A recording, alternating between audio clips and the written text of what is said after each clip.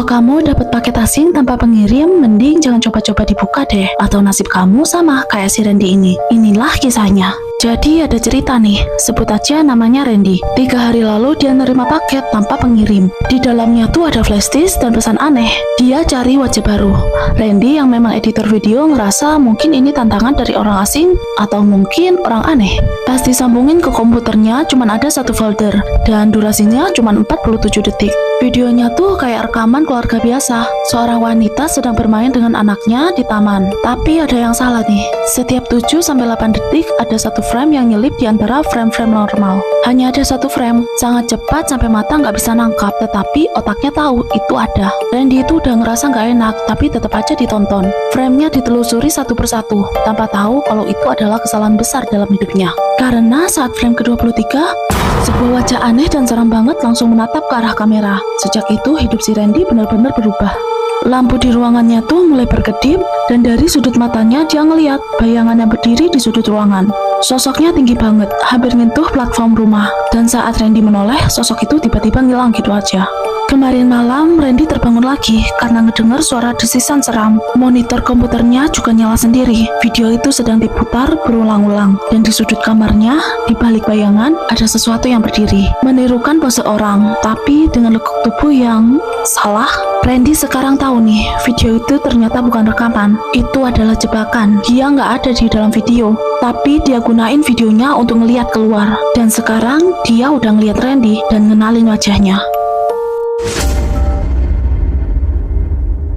Kalau kamu disuruh pakai jalan pintas dari GPS, mending jangan selalu percaya deh.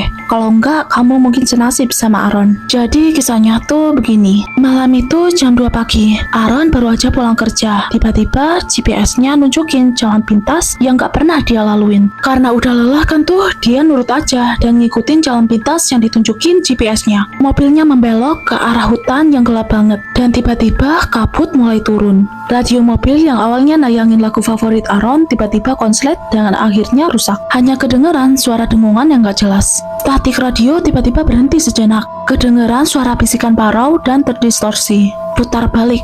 Lalu kembali berhenti. Suara apaan tuh? Aaron denger gak terlalu jelas. Suara radio yang mati kembali kedengeran. Dan kali ini jelas banget ada suara lain di radio itu. Jangan dekati dia, ujar suara di radio itu dengan sedikit membentak. Di saat bersamaan, tak jauh dari mobil Aaron ada sosok tinggi berdiri di tengah jalan. Sosoknya itu tinggi banget tapi kurus. Aaron mulai melambatkan mobilnya. Semakin dekat, sorot cahaya mobil memperjelas wujud sosok itu. Sosok itu membelakangi mobil Aaron, tapi tiba-tiba kepalanya berputar perlahan 90 derajat melihat ke arah Aaron yang ada di dalam mobil. Sosoknya nggak punya wajah, kecuali mulutnya terbuka hingga pipi. Dia tersenyum lebar dengan gigi-gigi besar dan tajam ke arah Aaron. Aaron nge-freeze, nggak bisa gerak, sampai suara radio yang membentaknya dan menyuruhnya untuk tancap gas tanpa berhenti.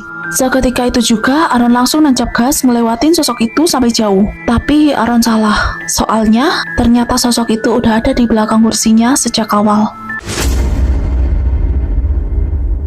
Kalau kamu jadi kayak gadis ini, apa yang mungkin kamu lakukan? Inilah kisahnya. Namanya tuh Rina. Jadi ibunya tuh punya 3 peraturan sebelum Rina tidur yang nggak boleh dilanggar sama sekali. Peraturan pertama, jangan melihat ke bawah tempat tidur sekalipun dengar suara. Yang kedua, jangan tidur menghadap dinding. Dan yang ketiga, jika bayangan di jendela tidak sesuai dengan pohon, jangan pedulikan lalu pura-pura tidur.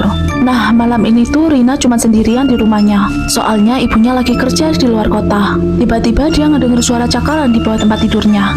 Walaupun udah tahu 3 peraturannya, Rina yang penasaran nurunin kepalanya, ngeliat ke arah kolong ranjang perlahan-lahan. Kolong ranjangnya benar-benar gelap, tapi nggak ada apapun di sana. Suara cakarannya pun tiba-tiba berhenti. Ngerasa cuman halusinasi, Rina yang udah kepala ngantuk balik lagi tidur. Sampai dia baru sadar kalau dia menghadap ke arah tembok. Saat sadar melanggar peraturan kedua, Rina mau membalik badannya lagi. Tapi sebelum dia bisa ngelakuinnya, Rina melihat bayangan di dinding yang berdiri di samping tempat tidurnya dengan kepala miring yang gak wajar. Rina yang melihat itu menutup matanya dan langsung pura-pura tidur. Menuruti peraturan ketiga, suara langkah kaki sangat pelan dan berat mendekat, lalu berhenti tepat di samping Rina. Suara nafas sesuatu yang berat, basah terdengar di telinganya dan berbisik, "Tolong pergi." Setelahnya langkah kaki terdengar menjauh diikuti dengan suara jendela yang terbuka. Buat mastiin makhluk itu benar-benar pergi, Rina berbalik berbalik, ngeliat ke arah jendela. Buat mastiin makhluk itu benar-benar pergi, Rina berbalik dan ngeliat ke arah jendela. Refleksi kaca jendelanya ngeliatin bayangannya yang tidur di atas kasur. Tapi sepasang mata putih yang lebar dengan senyum lebar bergerigi runyam yang menatap lurus ke arahnya, tepat berada di kolong kasur. Ternyata dia nggak pernah pergi, hanya membuka jendela untuk aturan nomor 3.